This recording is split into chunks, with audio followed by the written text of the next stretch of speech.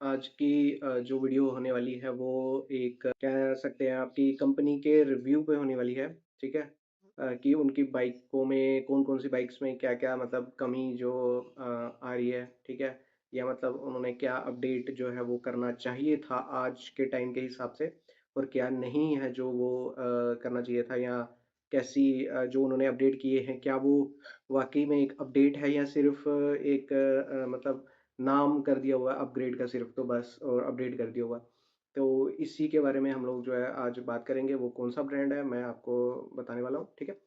तो आज हम लोग बात करने वाले हैं बजाज के बारे में। जी हाँ, इंडिया की कंपनी है बजाज, ठीक है? मैं टू व्हीलर्स की बात कर रहा हूँ, बाइक्स की, ठीक है? मैंने कुछ पॉइंट जो नोट करके रखे हुए हैं। तो बिना किसी फालतू टाइम के हम लोग स्टार्ट करते हैं, ठीक है? पहला पॉइंट जो मुझे लगता है कि बजाज को अपनी बाइक्स में करना चाहिए था वो मैं स्टार्ट करता हूँ इसका मीटर से, ठीक है? मीटर जो उन्होंने अपडेट करा है नो डाउट उन्होंने एनालॉग से डिजिटल में किया है अपडेट। बट मुझे ऐसा लगता है कि जो स्क्रीन उन्होंने जो नेविगेशन के लिए स्क्रीन आप देख सकते होंगे अपने N160 में या बाकियों में, ठीक है? वो छोटी सी स्क्रीन है, इतनी सी, है ना? स्क्वायर टाइप की उन्होंने स्क्रीन दी हुई है, उसी में सब कुछ आता है। जबकि मतलब बड़ी फुल कम से कम 4 इंच की स्क्रीन होनी चाहिए थी डिजिटल। अगर आप एनालॉग दे रहे हो तो कम से कम भी 2 ढाई इंच की अलग से स्क्रीन होनी चाहिए थी, जिस पे डिजिटली सब कुछ आता, ठीक है? तो काफ़ी छोटी स्क्रीन है, बहुत ज़्यादा मतलब मैं कह रहा हूँ बंदा ध्यान से देखेगा तब जाके उसको पता लगेगा कि हाँ, मैं क्या रीड करना चाह रहा हूँ, खासकर धूप में। चलो रात में टाइम तो विज़िबल हो जाएगा, ठीक है? और वो इतनी छोटी-सी स्क्रीन है, मुझे नहीं लगता कि वो किसी काम की भी है। ठीक है, 10 बाय 10 आप नेविगेशन उसी में ठूँस दे रहे हो इतनी सी स्क्रीन में।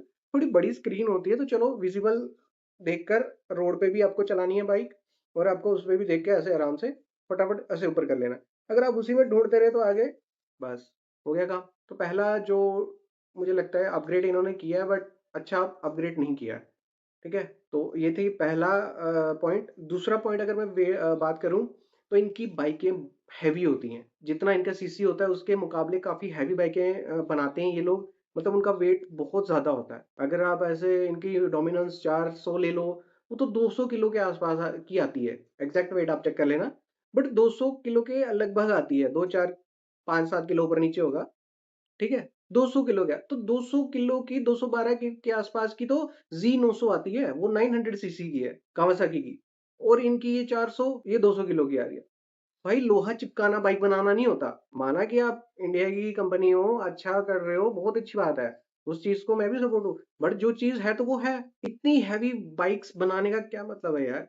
150 किलो के आसपास बाइक बनाओ दैट्स इट। उससे कम बना सकते हो तो वो तो फिर हो गया ना, ज़्यादा ही मतलब आप इस चीज़ में आपकी पकड़ है। 150 किलो के आसपास बनाओ, 160 भी चलेगा, कोई चक्कर नहीं है। तो 70, 80, 90 कहाँ यार क्या कर रहे हो? 200 किलो की बाइक बना रहे हो तो उठा बैठा फिर स्ट्रीट बाइक बना रहे हो ना, स्ट्रीट बाइक क्या होनी चाहिए? एजाइल होनी चाहिए, मैन्युवर होना ईज़ी होना चाहिए, हल्की होनी चाहिए। वेट कम होगा तभी तो बनेगा ये सब। तो वेट कम करो अपनी बाइक्स का, ठीक है? R&D अच्छी करो अपनी बाइक्स पे, लोहा चिपकाओ मत, ठीक है?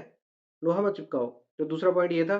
तीसरी पॉइंट की मैं बात कर रहा हूँ कि बजाज अभी भी कॉस्ट कटिंग के नाम पे ना वही बॉक्स टाइप च्युइंग गम दे रहा है लोहे वाली यार। उसका कितना पुराना डिज़ाइन है। मैं बताऊँ आपको R15 का जो पहला वर्ज़न था ना उसमें आती थी।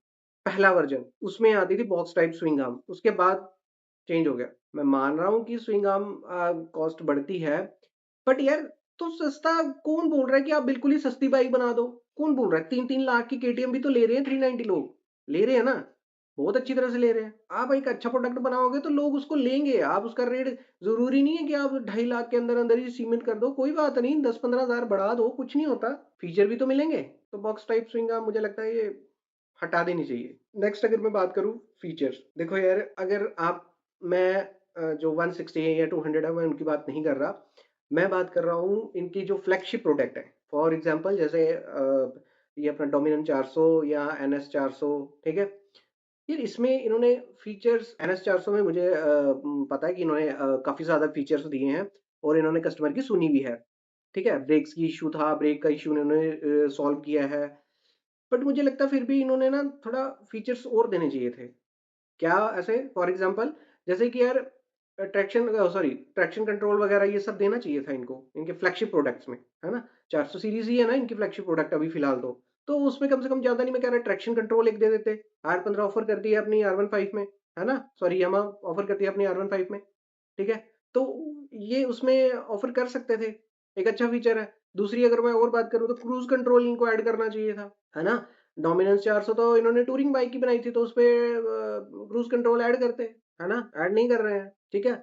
और अगर मैं थोड़ा-सा और अगर एक चीज़ और बोलूँ तो कीलेस एंट्री भी ऐड कर सकते थे ये लोग, ठीक है ना? टीवीएस अगर इनकी 300 सीरीज़ में ऐड कर रही है अपना कीलेस एंट्री, तो आप इसमें कर सकते हो 400 सीसी में, आपकी तो 400 सीसी है। अगेन पैसे की बात नहीं है, अगर आप फीचर्स अच्छे दोगे तो ऑब्वियसली लोग लेंगे, ठीक है ना? अगर आपका प्रोडक्ट अच्छा है तो लोग लेंगे, 390 भी तो ले रहे हैं लोग, फीचर्स है ना? पॉकेट रॉकेट है, पॉकेट रॉकेट क्यों बोलते हैं? उसको तो सुपर बाइक के साथ बोलते हैं कि सुपर बाइक्स स्टार्टिंग जो सुपर बाइक है वो यही है, 390। तो आप भी कुछ ऐसा काम करो, अब तो काफ़ी ज़्यादा शेयर्स भी आपके पास ही हैं, तो वहाँ से टेक्नोलॉजी अगर आप पार्ट शेयरिंग नहीं करना चाहते, अगर कोई टेक्नोलॉजी शेयरिंग नहीं करना चाहते, तो कम से कम उनसे सीख कर ही कुछ नया डिज़ाइन कर लो, ठीक है? तो ये वाला पॉइंट, तीसरा पॉइंट, सॉरी चौथा पॉइंट ये था।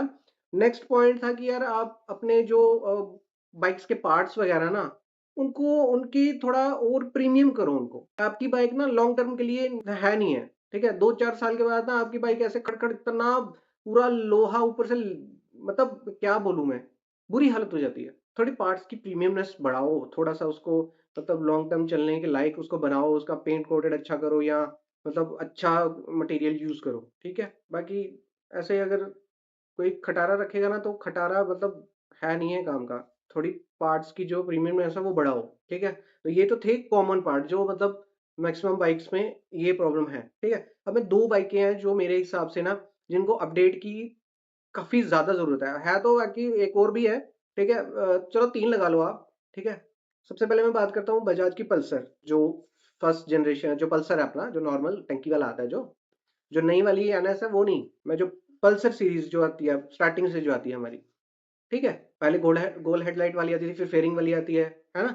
वो वाले पल्सर की मैं बात कर रहा हूँ। उसकी इन्होंने अभी हाल ही में सिर्फ़ हेडलाइट का डिज़ाइन चेंज करा है। मुझे नहीं लगता कि वो वर्थ इट है, ठीक है? सिर्फ़ हेडलाइट का बीच का जो डिज़ाइन चेंज करने से कुछ नहीं होगा भाई, उसका थोड़ा-सा छोटा करो यार, उसका टापा बहुत बड़ा लगता है। वो क्योंकि इंडियंस रोड के हिसाब से ना जगह-जगह खड्डे हैं, तो जगह-जगह खड्डे पड़-पड़ के ना आवाज़ करने लगता है, क्योंकि वो हेवी है बहुत ज़्यादा, हैंडल के आगे जो टापा होता है, वो बहुत हेवी है।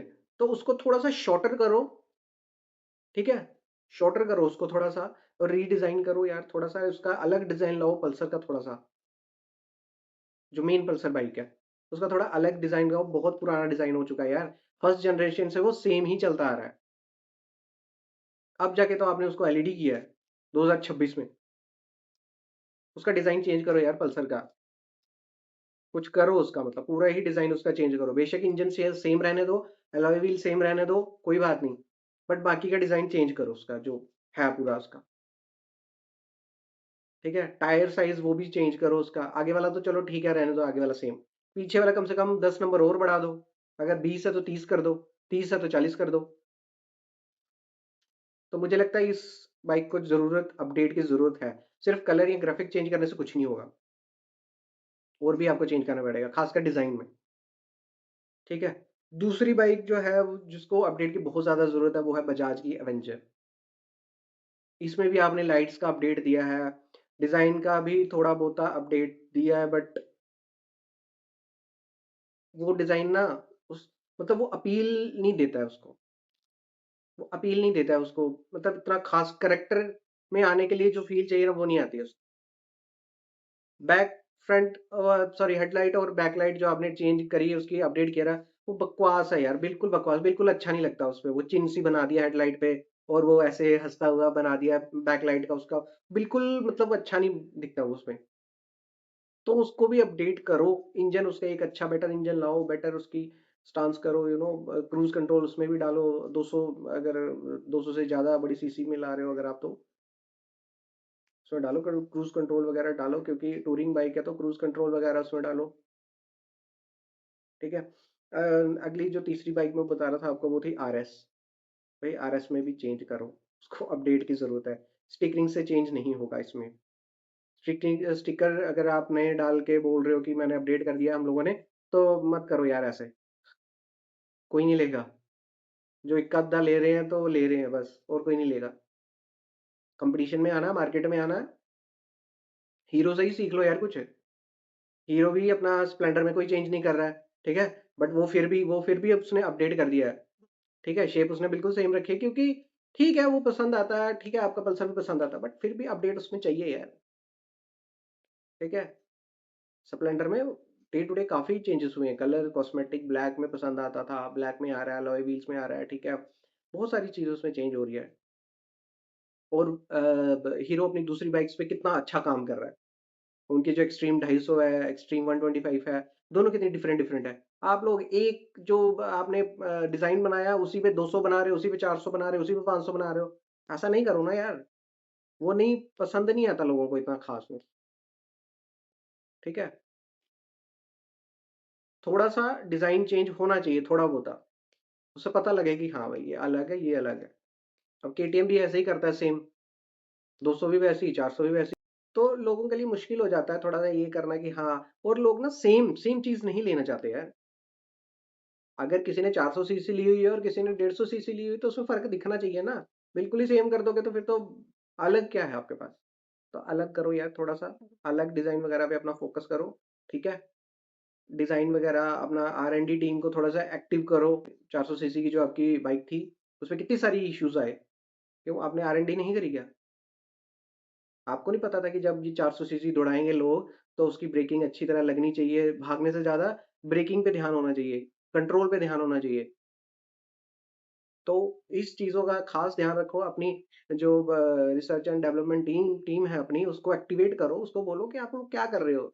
चेपना नहीं होता यार, लोहा चिपकाना बाइक बनाना नहीं होता, ठीक है? ऐसी ही वीडियोज़ अगर आप और चाहते हो किसी और ब्रांड पे या किसी और बाइक्स पे, तो मुझे सब्सक्राइब कर लें, ठीक है? अगर वीडियो पसंद आ रही है तो लाइक कर दें, ठीक है? और मेरे 1000 सब्सक्राइबर आप लोग कब कंप्लीट करवाओगे? जल्दी से कंप्लीट करवा दो, ठीक है? एंड सपोर्ट करना मुझे।